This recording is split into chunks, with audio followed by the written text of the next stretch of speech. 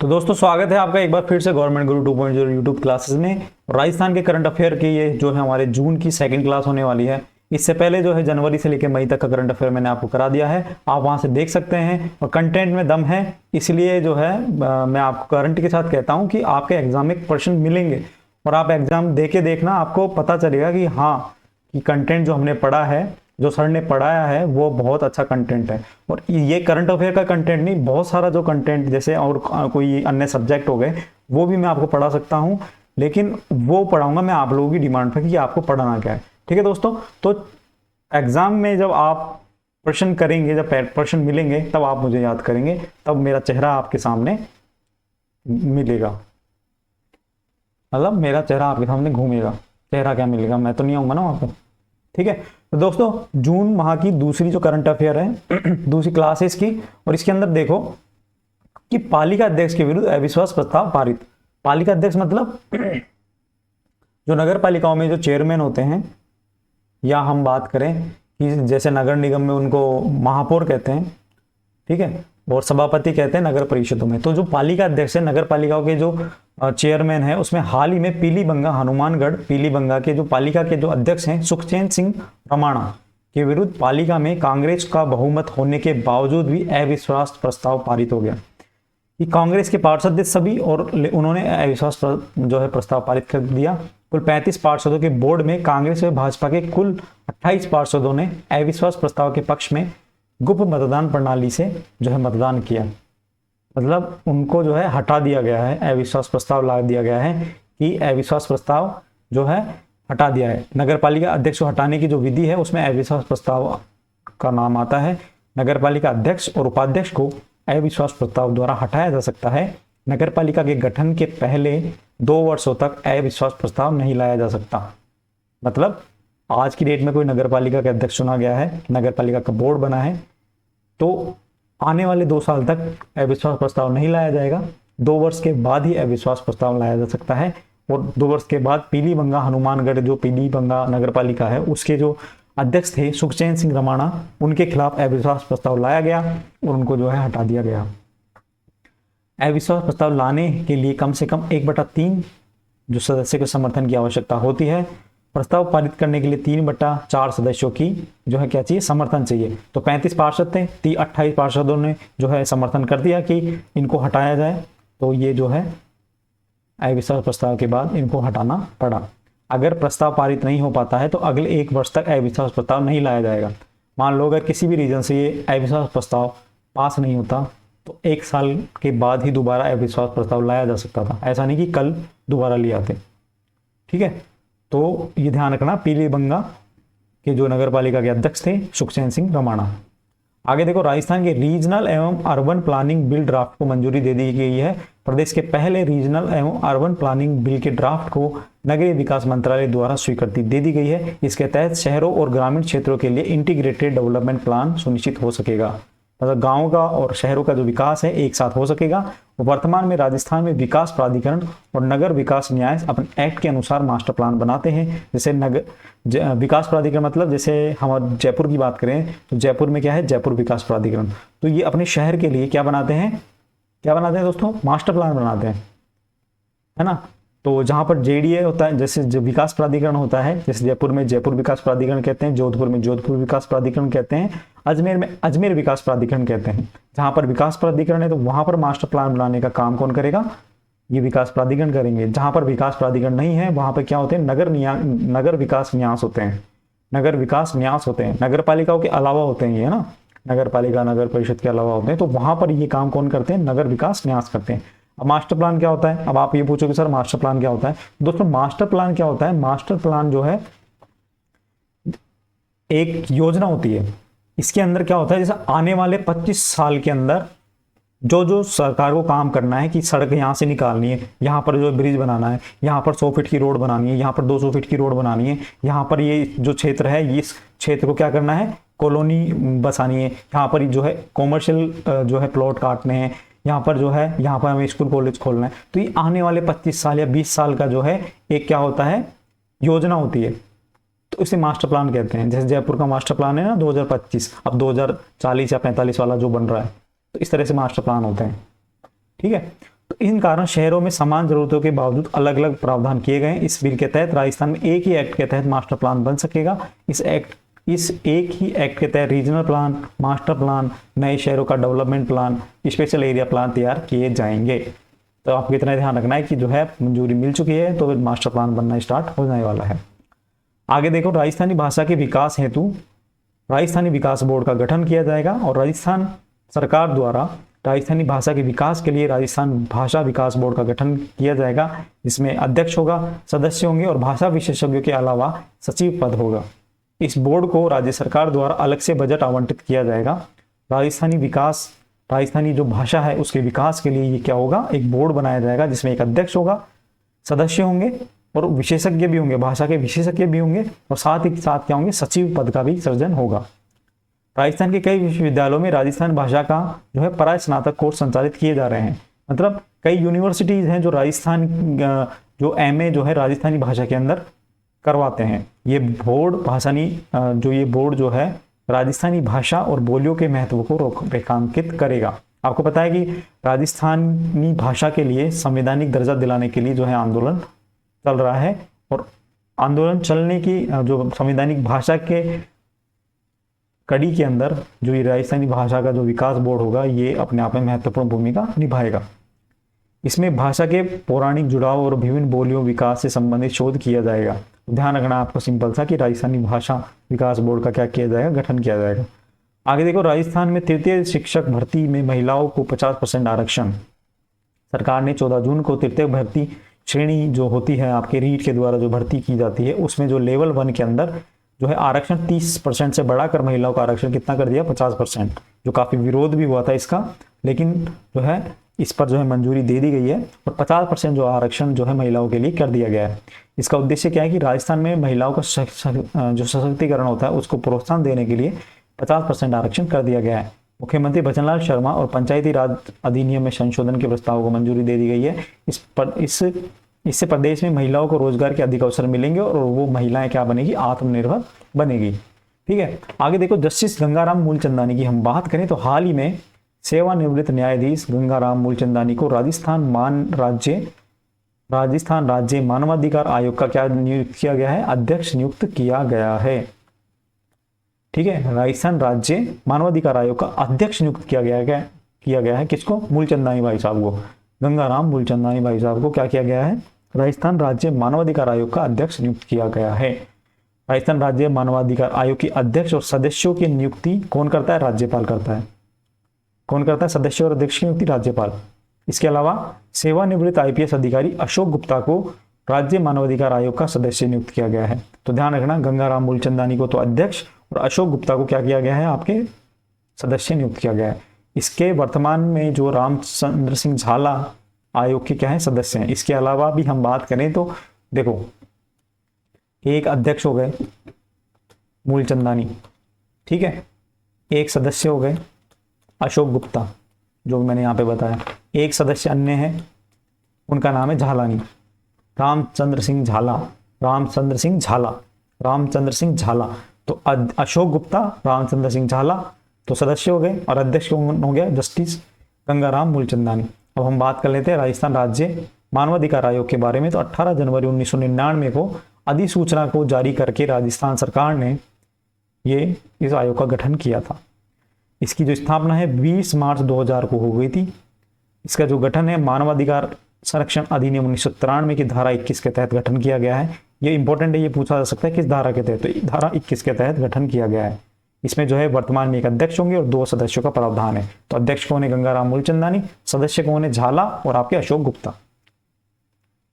इनकी जो नियुक्ति है राज्यपाल द्वारा की जाती है। मुख्यमंत्री की अध्यक्षता में जो गठित समिति होती है, मतलब मुख्यमंत्री की अध्यक्षता में एक समिति का गठन किया जाता है और वो समिति सिफारिश करती है किसको, राज्यपाल को, कि इन भाई साहब को तो अध्यक्ष बनाओ, इन भाई साहब को सदस्य बनाओ। तो मुख्यमंत्री की जो अध्यक्ष वाली समिति होती है उसमें मुख्यमंत्री अध्यक्ष होते हैं, विधानसभा के अध्यक्ष जो इसमें सदस्य होते हैं और विपक्ष के नेता क्या होते हैं, इसमें सदस्य होते हैं।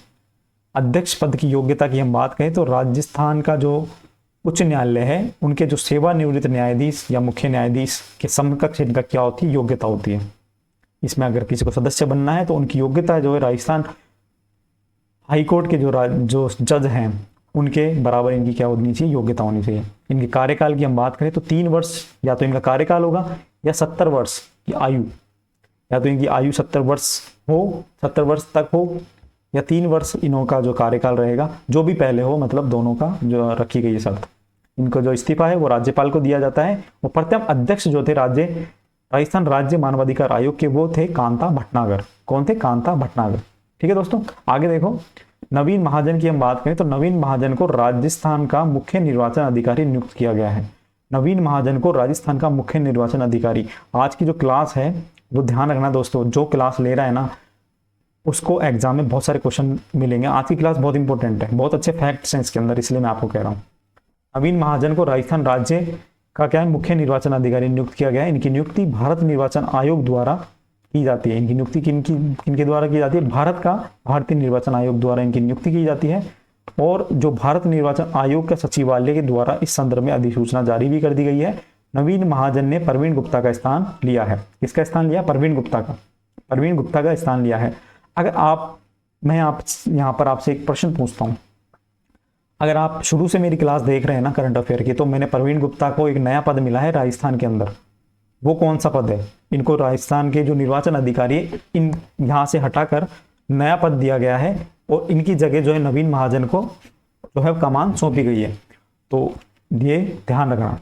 इससे पहले 1997 बैच के IAS अधिकारी नवीन महाजन राजस्थान राज्य भंडारण निगम के अध्यक्ष और प्रबंधक भी रह चुके हैं। राज्य में मुख्य निर्वाचन अधिकारी चीफ इलेक्टोरल ऑफिसर की हम बात करें, इसकी नियुक्ति भारतीय निर्वाचन आयोग द्वारा राज्य सरकार की सिफारिश पर की जाती है। तो इसको नियुक्ति कौन करता है? भारत का निर्वाचन आयोग। सिफारिश कौन करता है? राज्य सरकार। यह राज्य में भारतीय प्रशासनिक सेवा का अधिकारी होता है और इसका मुख्य कार्य क्या होता है कि लोकसभा, राज्यसभा, विधानसभा में जो है विधायक, राष्ट्रपति इत्यादि के चुनाव करवाना इसका क्या होता है? उद्देश्य होता है। राज्य निर्वाचन आयोग का कार्य राज्य के पंचायती राज संस्थानों और नगर पालिकाओं का चुनाव करवाना होता है। मतलब राज्य का जो है नगर पालिका का चुनाव राज्य निर्वाचन आयोग करता है। ये इंपॉर्टेंट मैं थोड़ा सा आपको बता दूं कि एक तो होगा लोकसभा, एक होता है राज्यसभा, है ना, ठीक है, और एक होता है आपके विधानसभा। इनका जो चुनाव होता है ना वो कौन कराता है? भारतीय निर्वाचन आयोग, जो केंद्रीय निर्वाचन आयोग भी जिसे कहते हैं हम, भारत का निर्वाचन आयोग। अब भारत के निर्वाचन के आयोग के अलावा एक होता है राज्य का निर्वाचन आयोग, राज्य का निर्वाचन आयोग, ठीक है। इसकी ये जो चुनाव कराता है वो करवाता है पंचायतों के, पंचायतों में होते हैं ना पंच सरपंच, ये करवाता है एक दूसरा नगर पालिकाओं के, नगर पालिका, नगर निगम, नगर परिषदों के जो पार्षदों के चुनाव होते हैं, तो राज्य निर्वाचन आयोग का ये काम होता है, ठीक है। तो ध्यान रखना इस चीज को। महत्वपूर्ण तथ्य की हम बात करें तो राजस्थान की एकमात्र महिला मुख्य निर्वाचन अधिकारी वो थी संगीता गैरोला। संगीता गैरोला, देखो कितने अच्छे फैक्ट्स हैं, मैं बता रहा हूं, आपको मजा आ जाएगा। संगीता गैरोला क्या थी? राजस्थान की एकमात्र महिला मुख्य निर्वाचन अधिकारी थी। अभी तक राज्य निर्वाचन आयोग में राज्य निर्वाचन आयुक्त पद पर कोई महिला नहीं रही है। मतलब जो आयुक्त का होता है पद, कमिश्नर का जो पद होता है, अभी तक राज्य निर्वाचन आयोग में कोई भी महिला नहीं रही है, ठीक है। राज्य निर्वाचन आयोग एक सदस्यीय संवैधानिक आयोग होता है, इसका उल्लेख अनुच्छेद 243 के व अनुच्छेद 243 ZA में किया गया है। राज्य निर्वाचन आयोग की बात हो रही है, जो क्या होता है, एक सदस्यीय संवैधानिक आयोग होता है। इसकी स्थापना 73वें 74वें संविधान संशोधन के तहत की गई थी, ठीक है। तो पॉलिटी में मैं पॉलिटी के अंदर है ना बहुत अच्छा पढ़ा सकता हूँ मैं इस चीज़ को, तो आप ये ध्यान रखना कि जो मैंने फैक्ट बताया ना आज इस क्लास में एग्जाम में पूछे जाएंगे 100%। आगे देखो, वर्तमान में राजस्थान के राज्य निर्वाचन आयोग के जो राज्य निर्वाचन आयुक्त हैं वो कौन है? मधुकर गुप्ता। निर्वाचन अधिकारी तो संगीता गैरोली रह चुकी हैं। देखो मैं यहाँ पे आपको कंफ्यूजन हो गया होगा, मेरे को ऐसा लगता है, मैं आपको स्पष्ट कर दूं कि राजस्थान की एकमात्र महिला मुख्य निर्वाचन अधिकारी तो संगीता गैरोला थी, एकमात्र। अब नीचे वाली लाइन पढ़ो, अभी तक राज्य निर्वाचन आयोग में राज्य निर्वाचन आयुक्त के पद पर कोई महिला नहीं रही है। आयुक्त का पद अलग है और निर्वाचन अधिकारी का पद अलग है। तो ये देखो निर्वाचन आयोग के जो आयुक्त हैं अभी राजस्थान के राज्य निर्वाचन आयोग के जो क्या है निर्वाचन आयुक्त हैं मधुकर गुप्ता। भारत के मुख्य निर्वाचन आयुक्त कौन है? श्री राजीव कुमार। तो दोनों हैं, मैंने आपको बता दिया कि आयोग के भारत के कौन है? राजीव कुमार, और राजस्थान के कौन है आपके? मधुकर गुप्ता। वीएस रामा देवी देश में एकमात्र महिला मुख्य निर्वाचन आयुक्त रही है। जब पूरे देश में एक रही है तो राजस्थान में तो रही नहीं आयुक्त, तो अधिकारी जरूर रही है। अधिकारी क्या रही है? संगीता गैरोला। लेकिन और पूरे देश में आयुक्त कौन रही है? एकमात्र महिला, वो रही है आपके वीएस रमा देवी। ये फैक्ट कहीं नहीं मिलेंगे आपको, ये इस क्लास में ही मिलेंगे। पूरे यूट्यूब पे देख लेना या बड़ी से बड़ी कोचिंग में देख लेना, ये फैक्ट कहीं नहीं मिलेंगे। इस तरह से जो मैं आपको करंट अफेयर के साथ साथ जो है आपको कंटेंट भी अच्छा सा तैयार करवा रहा हूं। ठीक है, आगे देखो, जसवंत सिंह राठी की हम बात करें तो राजस्थान लोक सेवा आयोग के सदस्य और पूर्व कार्यवाहक अध्यक्ष जसवंत सिंह राठी का 2 जून को भी निधन हो गया है। पूछा जा सकता है जसवंत सिंह राठी कौन थे? तो जसवंत सिंह राठी 14 अक्टूबर 2020 से आयोग के सदस्य थे और उनका कार्यकाल 13 अक्टूबर 2026 तक था। इनका हाल ही में निधन हो गया है। राजस्थान लोक सेवा आयोग में संजय कुमार छोत्री वर्तमान में राजस्थान लोक सेवा आयोग के क्या थे? चेयरमैन थे। कब? जून में। अभी हाल ही में उनका क्या हो गया? रिटायरमेंट हो गया। उनका संजय कुमार छोत्री जो आरपीएससी के अध्यक्ष थे, उनका जो है रिटायरमेंट हो गया है। और रिटायरमेंट भी चर्चा में रहा। चर्चा में कैसे? एकमात्र देखो, रिटायरमेंट पे क्या होता है कि पूरे साल पूरी जिंदगी अपने नौकरी करी, किसी नौकरी करी, और नौकरी करने के बाद जब हमको रिटायर्ड किया जाता है तो हम चाहते हैं कि हमारी जो नौकरी हुई है वो जो है उसमें जो है रिटायरमेंट जब होता है उसमें बहुत सारे लोग आए, और लोग आने के बाद जो है हमें जो है शुभकामनाएं दें आने वाले जीवन के लिए, और जो अभी तक जो हमने सर्विस करी है उसके लिए क्या होते हैं, हम एक तरह से कृतज्ञ होते हैं। ठीक है, क्या होते हैं, हम जो है उसके लिए धन्यवाद देते हैं। लेकिन संजय कुमार छोत्री के रिटायरमेंट में वहां पर उनका स्टाफ ने नारेबाजी करी, उनके खिलाफ कोई भी नहीं पहुंचा उनके रिश्तेदारों के अलावा उस रिटायरमेंट में। इस तरह का इनका जो क्या था, चरित्र था। ठीक है, चरित्र पर संदेह नहीं कर रहे, लेकिन जो बात है फैक्ट है, जो फैक्ट है। ये न्यूज काफी जो है वायरल भी हुई थी दैनिक भास्कर अखबार के अंदर। वर्तमान में आरपीएससी में 5 में जो है, अभी छोड़ो संजय चौधरी को, अब तो जो है नई बात करते हैं हम। वर्तमान में आरपीएससी में 7 में से 5 ही सदस्य पद पर कार्यरत हैं। अभी तो जो है 4 ही रह गए। पेपर लीक प्रकरण में आरपीएससी का सदस्य बाबूलाल कटारा को निलंबित कर दिया गया था। देखो, आरपीएससी की बात करूं, बाबूलाल कटारा 2nd ग्रेड भर्ती के अंदर जो धांधली में पकड़े गए, बाबूलाल कटारा निलंबित। ठीक है, संगीता आर्य की हम बात करें, इन पर जो है एसीबी की क्या बैठी? जांच बैठी। मंजू शर्मा और संगीता आर्य पे जांच बैठी। कैलाश चंद मीणा को अभी जो है आरपीएससी का कार्यवाहक अध्यक्ष बनाया हुआ है। कर्नल केसरी सिंह, अयूब खान, वर्तमान में जो है यही वो है आरपीएससी को संभालने वाले लोग। ठीक है दोस्तों, आगे चलो, थोड़ा भावनाओं में जाता हूँ आरपीएससी को लेकर, क्योंकि इन्होंने जिस तरह से, क्या बोलूँ, अब छोड़ो, आप लोगों को सब पता है। राजस्थान सरकार द्वारा उच्च न्यायालय में 8 नए अतिरिक्त महाधिवक्ता नियुक्त किए गए हैं। राजस्थान सरकार द्वारा उच्च न्यायालय में 8 नए अतिरिक्त महाधिवक्ता नियुक्त किए गए हैं। विधि एवं विधिक कार्य विभाग ने हाईकोर्ट में राज्य सरकार की ओर से पैरवी करने के लिए 8 अतिरिक्त महाधिवक्ता AAG की नियुक्ति की गई है। AAG क्या होते हैं कि सरकार की तरफ से जब भी कोई वकील खड़ा करना होता है तो सरकार इन 8 में से किसी एक को नियुक्त कर देती है। ये हो गए असिस्टेंट, अतिरिक्त, एडिशनल महाधिवक्ता। तो मुझे कमेंट करके बताना, कमेंट करके क्या बताना, अभी नीचे आ ही रहा है तो मैं अभी क्या बात करूं आपसे। तो आप ये ध्यान रखना कि जयपुर पीठ में अधिवक्ता मनोज शर्मा, कपिल प्रकाश माथुर, माही यादव को AAG बनाया गया है, जबकि जोधपुर पीठ में सज्जन सिंह राठौड़, नरेंद्र राज पुरोहित, श्याम सुंदर लदरेचा, इंद्रराज चौधरी और नाथू सिंह राठौड़ को AAG के पद पर नियुक्ति मिली है। मतलब सरकार की तरफ से जो है केस लड़ने के लिए इनकी नियुक्ति की गई है। जयकृष्ण पटेल की हम बात करें तो जयकृष्ण पटेल बांसवाड़ा के बागीदौरा से विधानसभा उपचुनाव में जीत हासिल करी है। ये जो सीट है पूर्व कांग्रेस विधायक महेंद्रजीत सिंह मालवीय के इस्तीफा देने के बाद रिक्त हुई थी, और जयकृष्ण पटेल भारत आदिवासी पार्टी से हैं। इन्होंने जो है जीत दर्ज करी थी। मैं आपसे यहाँ पर एक प्रश्न पूछना चाहता हूं। मैंने आपको बता दी 8 नए महाधिवक्ता नियुक्त किए गए हैं, लेकिन वर्तमान में राजस्थान के जो हैं अतिरिक्त महाधिवक्ता तो मैंने बता दिए कौन कौन है, ये 8 के नाम यहाँ पे मैंने लिख दिए, बता दिए आपको। लेकिन राजस्थान के महाधिवक्ता कौन है वर्तमान में, ये मेरे को कमेंट में लिख के बताना। ठीक है, देखता हूं आपकी तैयारी कितनी है। ठीक है, थोड़ा सा तैयारी को आजमा लिया जाए। आगे देखो, मुख्यमंत्री किसान सम्मान निधि योजना के बारे में हम बात करें तो मुख्यमंत्री किसान सम्मान निधि योजना 30 जून 2024 को टोंक से शुरू की गई। कहां से? टोंक जिले से 30 जून 2024 को शुरू की गई है। इसका जो उद्देश्य है वो है समृद्ध किसान खुशहाल राजस्थान।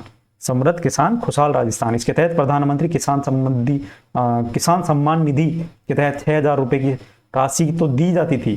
देखो, मुख्यमंत्री किसान सम्मान निधि योजना 30 जून 2024 को टोंक जिले से शुरू कर दी गई है। पहली चीज, इससे पहले प्रधानमंत्री किसान सम्मान निधि योजना चलती थी जिसमें 6,000 रुपए की राशि किसानों को दी जाती थी, पात्र किसानों को। ठीक है, अब जो है राज्य सरकार द्वारा भी 2,000 रुपए की अतिरिक्त सहायता दी जाएगी। मतलब इस तरह से अब किसानों को कितने रुपए मिलेंगे? 8,000 मिलेंगे। तो 2,000 जो राशि दी जा रही है वो मुख्यमंत्री किसान सम्मान निधि से दी जा रही है और 6,000 रुपए की राशि जो है प्रधानमंत्री किसान सम्मान निधि से दी जा रही है। इस योजना के तहत राज्य सरकार द्वारा किसानों को 1,000 रुपए 2 किस्तों में प्रदान किए जाएंगे। मतलब 6,000 सेंटर दे रही है और 2,000 रुपए आपको कौन दे रहा है? राज्य सरकार दे रही है। तो किसान सम्मान निधि योजना जो है शुरू की गई है। समृद्ध किसान खुशहाल राजस्थान, इसका क्या है? ध्येय वाक्य है। और इसका उद्देश्य किसानों को सशक्त, समृद्ध और उन्नतिशील बनाना है। इन्होंने इस बार ये नहीं लिखा कि किसानों की आय दोगुनी करनी है। ठीक है, आपको ये ध्यान रखना है। आगे देखो, मुख्यमंत्री वृक्षारोपण अभियान की हम बात करें तो 5 जून को जो है हमारे विश्व पर्यावरण दिवस होता है और 5 जून 2024 को जयपुर से यह अभियान शुरू किया गया है, मुख्यमंत्री वृक्षारोपण अभियान। इसका उद्देश्य यह है कि राज्य में पर्यावरण संरक्षण और वृक्षारोपण को प्रोत्साहन देना है। इस अभियान में 7 करोड़ पौधे रोपण का जो है क्या किया गया है? इस अभियान में 7 करोड़ पौधों का रोपण किया गया है, जिसमें से 3 करोड़ आमजन को रियायती दर पर उपलब्ध करवाए जाएंगे। क्या? पेड़। इसमें से 3 करोड़ जो पौधे हैं रियायती दर पर, मतलब बिल्कुल नॉर्मल शुल्क में उपलब्ध करवाए जाएंगे। इसके अलावा 3 करोड़ राजकीय भूमि पर और 1 करोड़ जो है ओरण और चारागाह भूमि पर वन लगाए जाएंगे। मतलब 3 करोड़ तो जनता को दे देंगे, है ना?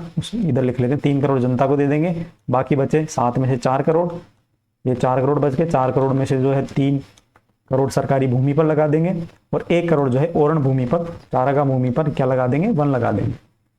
ये राजस्थान राज्य प्रदूषण नियंत्रण मंडल एवं वन पर्यावरण एवं जलवायु परिवर्तन विभाग के संयुक्त तत्वाधान में शुरू किया गया ये है। आगे देखो, श्री अन्नपूर्णा रसोई योजना, जिसे इंदिरा गांधी रसोई योजना भी कहा जाता था। इस योजना का पूर्ववर्ती नाम इंदिरा रसोई योजना था। मतलब पहले का नाम क्या था? इंदिरा रसोई योजना। मैंने रसोई योजना जो है श्री अन्नपूर्णा रसोई योजना आपको पहले वाले जो बजट वाले हैं या जनवरी फरवरी वाले करंट अफेयर में भी मैंने कराया था। यहाँ पे दोबारा से देख लो, पूर्ववर्ती इसका नाम है इंदिरा रसोई योजना। ये योजना राजस्थान के स्वायत्त शासन विभाग, मतलब हमारा जो डिपार्टमेंट है DLV, उसके द्वारा संचालित की जा रही है। हाल ही में जून 2024 में इस योजना में संशोधन करके अब एक लाभार्थी को एक समय में एक ही भोजन कूपन का प्रावधान किया गया है। एक लाभार्थी को एक ही समय में एक ही भोजन कूपन जो है उसका प्रावधान किया गया है। इसका कारण है कि वर्तमान में थाली में भोजन की मात्रा 450 ग्राम से बढ़ाकर 600 ग्राम कर दी है। जनवरी 2024 में इंदिरा रसोई योजना का नाम बदलकर श्री अन्नपूर्णा रसोई योजना कर दिया गया था। नॉर्मल सी बात है। वर्तमान में इस योजना के तहत 8 रुपये भोजन में 8 रुपये में जो है थाली दी जा रही है। इसमें जो है 300 ग्राम तो आपको चपाती मिलेगी, 100 ग्राम आपको दाल मिलेगी, 100 ग्राम आपको सब्जी मिलेगी, 100 ग्राम आपको चावल मिलेंगे, वह मोटे अनाज की खिचड़ी मिलेगी और अचार भी मिलेगा। दोस्तों, बढ़िया खाना आता है। श्री अन्नपूर्णा रसोई योजना में हाइजीनिक का ध्यान रखा जाता है और जो इसमें जो है काफ़ी लोग इसका जो है उपभोग भी कर रहे हैं। काफ़ी लोग क्या कर रहे हैं? इसका उपभोग कर रहे हैं।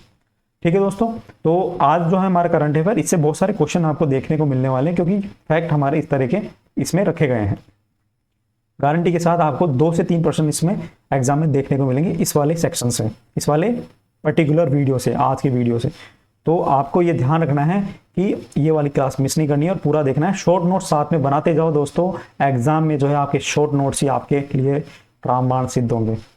ठीक है, क्लास कितनी भी ले लो कोई फर्क नहीं पड़ता, लेकिन शॉर्ट नोट्स आपको साथ में बनाने हैं। एग्जाम में आपके क्या है? शॉर्ट नोट्स ही क्या होंगे? रामबाण साबित होंगे। मैं ना क्लास को लंबी भी कर सकता हूँ, एक ही साथ बहुत सारी चीज़ें पढ़ा सकता हूँ, लेकिन आपका इंटरेस्ट खत्म हो जाएगा। लंबी क्लासों से करंट अफेयर नहीं होता। महा मैराथन, फलाना मैराथन, उनसे जो है आपका करंट अफेयर तैयार नहीं होगा। आपको जो है टाइम ही खराब होगा। डेली पढ़ो, आधा घंटा 45 मिनट डेली करंट अफेयर पढ़ो, करंट अफेयर के शॉर्ट नोट्स बनाओ, इससे ज़्यादा कुछ नहीं पढ़ना है।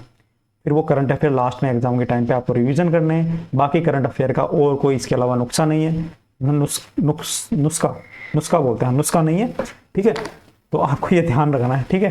थोड़ी हंसी मजाक भी कर लेनी चाहिए जीवन में, ठीक है दोस्तों। मिलते हैं नेक्स्ट क्लास में। जून माह की अभी दूसरी क्लास कंप्लीट हो गई है, तीसरी क्लास में मिलेंगे और आप मुझे बताना कि आपको क्लास और कंटेंट कैसा लग रहा है। कुछ और कोई परिवर्तन करने की जरूरत हो तो आप मुझे बताना। पीडीएफ भी आपको मिल जाएगी, टेंशन लेने की जरूरत नहीं है। लेकिन पीडीएफ से ज़्यादा है, देखो जोर आपको देना। पीडीएफ क्या है, अभी मैंने अपलोड कर दूंगा टेलीग्राम चैनल पर, उससे क्या हो जाएगा, आपको शॉर्ट नोट्स बनाने हैं। एक पेपर लेना है, पेपर पे लिख लेना है शॉर्ट तरीके से, जो आपको एग्जाम टाइम पे रिवीजन में समझ में आ जाए उस तरीके से, ठीक है दोस्तों। तो मिलते हैं नेक्स्ट वीडियो में, अभी के लिए इतना ही। धन्यवाद। चैनल को सब्सक्राइब कर देना, वीडियो को शेयर कर देना, दोस्तों के साथ लाइक कर देना।